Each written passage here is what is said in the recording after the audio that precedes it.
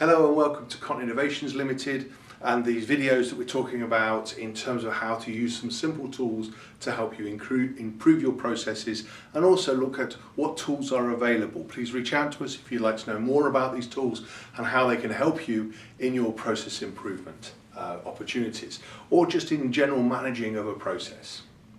The tool we're going to look at today is called the Fishbone diagram. It's also called the cause and effect diagram. It's also called the Ishikowa diagram. Mr. Ishikowa named it after himself, however it existed long before he actually labelled the machine, labelled the tool. It's called a fishbone because it looks like a fishbone. A cause and effect because it's trying to relate the causes and the effects together. So the first thing you do is you put 6 arms on a page, diagonals very much like this, centre line, and then a box at the end, and in this box you say, this is my problem that I'm trying to look at. And then there's 6 areas that you will then consider. You can change the names of these to all sorts of things, but generally speaking, every problem will be related to these 6 areas.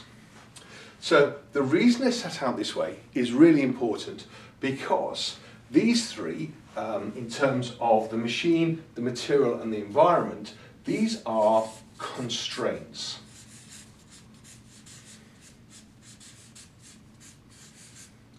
Now what do we mean by constraints? Constraints are you cannot change them easily. You cannot change your machines. Now your machines could be IT, offices, it could be a paper process that you're filling in. It does not have to be a big greasy machine in a workshop. It could quite easily be an activity that you do in the office. The materials that you use, again, whether they be materials that you buy in, materials that you're having to use, all that sort of stuff, they're not easy to change. You have to work with your machines, you have to work with your materials. And the environment, it's not that easy to just up sticks and move to another place, another work centre, another office, another factory, another location. And it could be that you're doing the work in one location and then you're actually deploying it somewhere else. And because of time, humidity, temperature, dialect, because of learning difficulties in terms of language, all sorts of issues to do with that, environmentally, culturally, there is a problem. These are constraints that you have to work with or work around. So laying your fishbone diagram out like this, whatever you then start listing on each one of these arms are more constraints. It's a different fix. The ones on the top, these are in your control.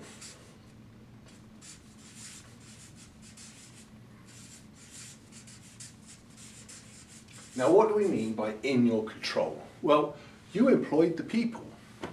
You define how they work. You write their SOPs, or they should be writing their SOPs. You provide the training. You provide the PPE. You provide for those people what they need to do.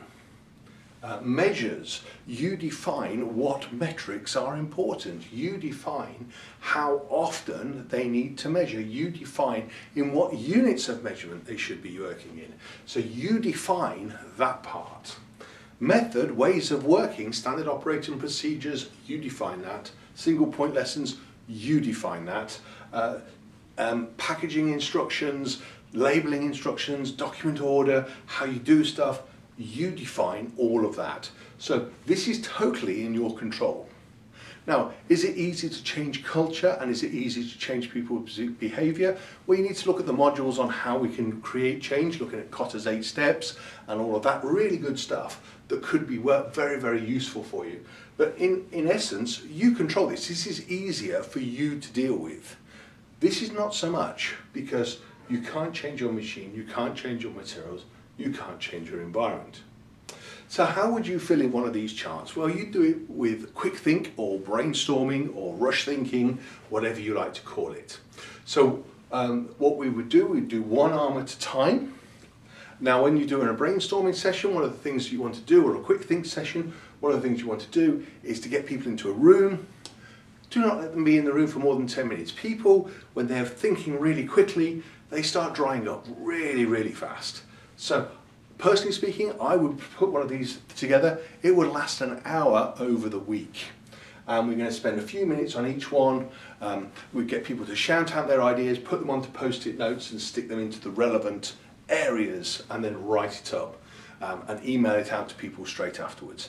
Now, the reason I would do it over a week in 10 to 15 minute sessions would be because whenever I've done a brainstorming session, this was a great meeting, really good ideas came out, and as soon as you leave the meeting, you have a brilliant idea, but there's no forum. Well, having a meeting next day gives you the opportunity to share that idea. Also, an idea came up, that's interesting. What would that mean? Could we do that? We want to do some investigation stuff. Is that feasible? We can actually feedback. That might spark up some new ideas. So you can build on the ideas, and then the last meeting, that's an action plan.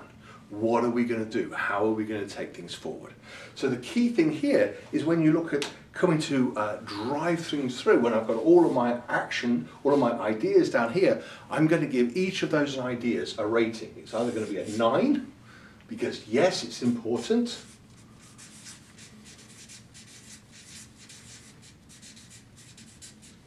a 3, because it's a maybe, not too sure, and then a 1, no, not important. We don't need to consider it at this time.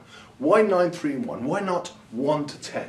I can't tell you the years of my life I will never see again arguing over a 4, 5 or 6.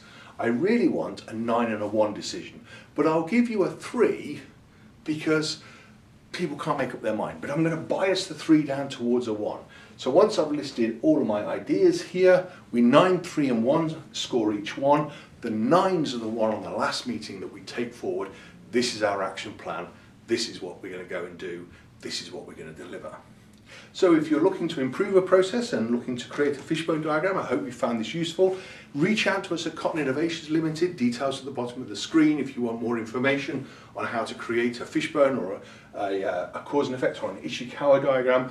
Look forward to helping you, look forward to you contacting us, and we help you improve your processes. Thank you so much for watching, and we do hope you enjoy our video series. Thank you very much. Goodbye.